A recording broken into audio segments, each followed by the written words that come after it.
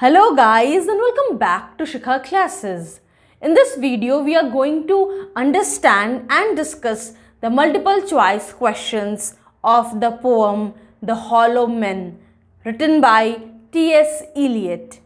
और हाँ, अगर आपको JSSC CGL इंग्लिश पेपर 2 से रिलेटेड नोट्स और MCQs चाहिए तो आप मुझे मेल कर सकते हैं। उसके बाद मैं आपको कुछ सैम्पल्स भेजूंगी और अगर आपको वो पसंद आए तो आप नोट्स और MCQs परचेज कर सकते हैं।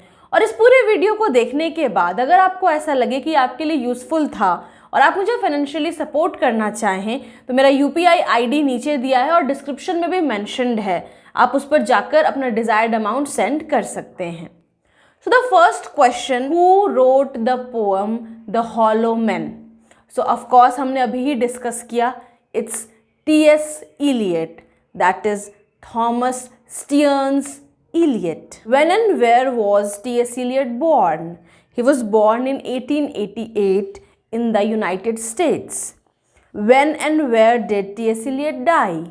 He died in 1965 in London, UK. Who were the parents of T.S. Eliot?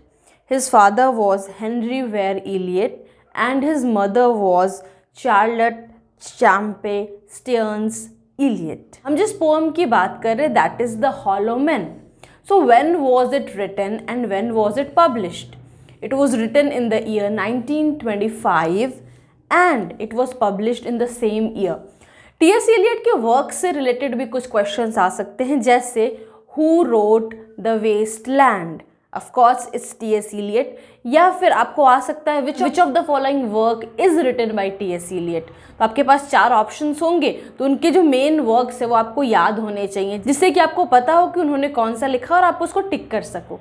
या ये भी आ सकता है कि इन 4 ऑप्शंस में से कौन सा उन्होंने नहीं लिखा है, तो अगर आपको पता होगा कि कौन से 3 उन्होंने लिखे हैं तो ऑफ कोर्स आप चौथा को टिक कर दोगे ना। किसी भी पोएम से ये क्वेश्चन आ सकता है कि थीम्स क्या हैं, तो जैसा टाइटल है द हॉलो मैन, तो जाहिर सी बात है कि एक सोसाइटल एम्प्टीनेस का थीम है एंड फेथलेसनेस। अगर आपको इस पोएम को डिटेल में समझना है तो मैंने उस पर भी वीडियो बनाया है, लिंक डिस्क्रिप्शन में है, या वीडियो फिनिश होगा तो एंड स्क्रीन पे भी उसका लिंक आएगा। How many lines are there in the hollow man? 2 epigraphs हैं, 2 लाइन हो गए और 98 लाइन्स और हैं, तो 100 में से 2 लाइन तो एपिग्राफ के माइनस हो गए।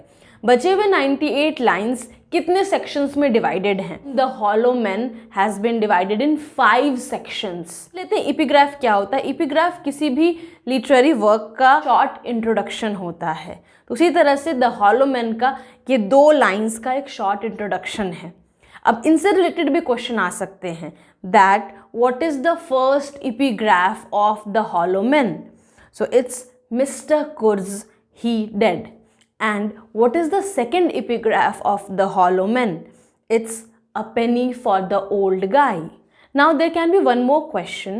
Which literary device is used in the epigraph? It's allusion. Means ये जो lines हैं ये किसी दूसरे literary work को refer कर रहे हैं। Allusion डिटेल में जानना है तो डिस्क्रिप्शन में उसका लिंक दिया है। नेक्स्ट क्वेश्चन आ सकता है to which work is the first line alluded to? मतलब कि द हॉलो मैन का फर्स्ट एपिग्राफ किस वर्क को एल्यूडेड है, मीन्स किस वर्क को रेफर कर रहा है। जोसेफ कॉनरेड की नॉवेल है हार्ट ऑफ डार्कनेस जो कि 1899 में पब्लिश हुई थी, उसी नॉवेल का ये एक लाइन है। How is mister Kurtz described in the novel heart of darkness? He is described as a person who is hollow to the core. मैं आपको सिर्फ आंसर्स दे रही हूँ, ऑप्शंस होंगे उसमें से आपको करेक्ट आंसर चुन लेने होंगे उस वक्त एग्जाम में। सवाल आ सकता है in which form is the hollow man written? It's written in free verse, मतलब इसमें न तो कोई राइम है न ही कोई रिद्म है। फिर आ सकता है question the final section of the hollow man is a complex combination of, तो इसके सही आंसर्स होंगे नर्सरी राइम्स, लिटर्जिकल एंटीफनी है, मतलब it's sort of prayer, and there are some pronouncements. Who is called the father of modern poetry? Of course it's Thomas Stearns Eliot, that is T.S. Eliot. Whom does the old guy refer to in The Hollow Men? That old guy stands for Guy Fawkes. Now इस आदमी के बारे में कुछ जान लेते हैं। 1605 5 नवंबर ने इंग्लिश पार्लियामेंट पे यानी इंग्लैंड के पार्लियामेंट पे अटैक करने की कोशिश की थी। ऑफ कोर्स वो सक्सेसफुल नहीं हुआ था। उस दिन से लेकर हर एक 5 नवंबर को वहाँ पे फॉक्स डे मनाया जाता है और बच्चे वो सेलिब्रेट करने के लिए, इफिजीज जलाने के लिए सबके घरों में जा कर के मनी कलेक्ट करते हैं। वो बोलते हैं a penny for the old guy. Which of these is not a form found commonly in modernist poetry? It's of course sestina. कि मॉडर्निस्ट पोएट्री में या मॉडर्न पोएट्री में एल्यूजन भी पाया जाता है, जैसे कि टी.एस. इलियट के इस पोएम में है, आयरनी भी मिलता है और स्ट्रीम ऑफ कॉन्शियसनेस टेक्निक भी यूज़ होता है। इस पोएम में एक वर्ड यूज़ हुआ है tumid, a tumid river. What does that mean? It means an overflowing river. Tumid means overflowing. We are the hollow man, we are the stuffed man. इस line में कौन सा लिटरेरी डिवाइस यूज़ हुआ है? Of course paradox, क्योंकि contradiction है कि जो चीज़ हॉलो है वो फिर स्टफ्ड भी कैसे है। तो that's why it's paradox. The hollow man के लास्ट लाइन में एक वर्ड यूज हुआ है बैंग, धमाका जैसा एक साउंड वो होता है। वो किस लिटरेरी डिवाइस को रेफर करता है? It's onomatopoeia. Which of the following is not alluded to in the hollow man?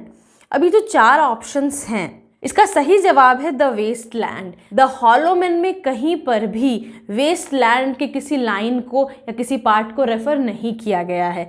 When T S. Eliot wrote the hollow man, he was reacting to the aftermath of which war? किस war के बाद इसे लिखा गया था और किस war के आउटकम्स को, आफ्टरमैथ को वो इस पोएम के थ्रू डिस्क्राइब करना चाह रहे हैं? That is world war 1। In the hollow man, eyes symbolize the judgment of God. The main landscape of the poem is, of course, it's a desert, क्योंकि prickly pear, cactus ऐसे बहुत सारे words use हुए हैं। When Eliot wrote the Hollow Man, where did he live? He lived in London. What does the chorus dance around? अगर ये 4 options होंगे तो it should always be a cactus. Poem में दिखाया गया है that they dance around a prickly pear and prickly pear is a type of cactus. The overall tone of the poem is despairing, एक उदासीनता से भरा हुआ, एक होप से बिल्कुल अलग, कहीं से भी इसमें कोई उम्मीद जैसा दिखाई नहीं दे रहा है। बहुत ही सैडिस्टिक टोन है, depressing tone. Which prayer is alluded to in the poem The Hollow Man? It's the Lord's Prayer. The shadow represents, of course अगर ये 4 ऑप्शंस होंगे तो it should always be death. The last stanza of the poem is an example of anticlimax. तो एंटीक्लाइमेक्स का मतलब होता है एक इवेंट जो कि आपने जितना सोचा था उससे कम एक्साइटिंग है। The hollow man have lost their ability to see. अगर आपने द हॉलो मैन को पूरा पढ़ा होगा तो आप देखेंगे कि एक सेक्शन में आकर के हॉलो मैन के देखने की एबिलिटी चली जाती है। तो हॉलो मैन में दिखाया गया that there are many things broken, but in 4 options में से ऐसा कौन सा है जिसे ब्रोकन नहीं दिखाया गया है? And that is स्टेव। स्टेव मतलब होता है एक स्ट्रॉन्ग स्टिक या पोल। बाकी broken glass, broken column, broken stone, broken इन तीनों वर्ड्स का एडजेक्टिव है इस पोएम में। द हॉलो मैन में किंगडम वर्ड बहुत बार यूज हुआ है, लेकिन इन 4 ऑप्शंस में से ऐसा कौन सा ऑप्शन है जो यूज नहीं हुआ है? That is the kingdom of heaven. In writing this poem, Eliot was influenced by its Dante. उनका एक एपिक पोएम है, एक बुक है, दैट इज डिवाइन कॉमेडी। उसके फर्स्ट और थर्ड पार्ट यानी कि इन्फर्नो और पैराडाइजो दोनों को बार बार एल्यूड किया है इस पोएम में। What does dryness in the hollow man represent? faithlessness. What does hollowness represent in the Hollow Man? Spiritual death. What religion did Eliot convert to a few years after writing The Hollow Man? It's Anglicanism. What was the purpose of modernism according to Eliot? It was to promote realism. Now, realism क्या होता है कि जो reality है उस तरह से चीज़ों को डिस्क्राइब करना किसी लिटरेरी वर्क में, चीज़ को आइडियलाइज नहीं कर देना। जैसे कभी कभी कोई हम नॉवेल पढ़ते हैं या कोई मूवी देखते हैं तो उसमें देखा जाता है कि कोई कैरेक्टर को एकदम आइडियलाइज कर दिया कि उतना परफेक्ट कैरेक्टर रियल में शायद ना हो सके। तो रियलिज्म में क्या होता है कि ऐसा बिल्कुल भी नहीं किया जाता। अगर हम किसी कैरेक्टर को दिखा रहे हैं तो ऑफ कोर्स कोई आदमी अच्छा हो सकता है, लेकिन परफेक्ट कोई नहीं हो सकता। हर इंसान में कुछ डिफेक्ट्स होंगे, कुछ फ्लॉज होंगे। उस चीज़ को भी वो लिटरेरी वर्क या वो मूवी दिखाएगा जो रियलिज्म पर बेस्ड है। What does the word sailor refer to in the hollow man? It means a storeroom and underground room. In The Hollow Men, what does broken column refer to? It refers to the devastated civilization of Europe. In The Hollow Men, what does broken stone refer to? It refers to the faithlessness. In The Hollow Men, the tumid river is alluded to. Actually ये river दो चीज़ को allude कर रहा है। एक Greek mythology में river sticks को, जो डेथ के वर्ल्ड को और लिविंग वर्ल्ड को सेपरेट करता है, और दूसरा डांटे के वर्क डिवाइन कॉमेडी से भी रिवर एक्रोन को रेफर करता है। What does multifoliate rose refer to? Again ये भी एल्यूजन का एग्जाम्पल है। It means multi petal rose, और डांटे के डिवाइन कॉमेडी में वो हेवन को रेफर करता है। In the poem The Hollow Men, there are certain lines that are written on the right side and they are italicized. These lines are alluded to. The correct answer is Bible. Name the figure of speech that is used in the last stanza of The Hollow Men. The correct answer is repetition. क्योंकि last stanza के शुरू के तीनों lines repetition है same line के. This is the way the world ends. एक question ये भी आ सकता है that in The Hollow Men, what is the way the world ends? The world ends with a whimper. How does the world not end? The world doesn't end with a bang. So guys, hope आपको सारे MCQs समझ में आ गए हों और आपको सब याद भी हो गए हों। Still अगर आपको कोई डाउट है, feel free to mention it in the comment box below, या फिर आप मुझे फेसबुक पेज पर मैसेज भी कर सकते हैं, लिंक नीचे डिस्क्रिप्शन में दिया है।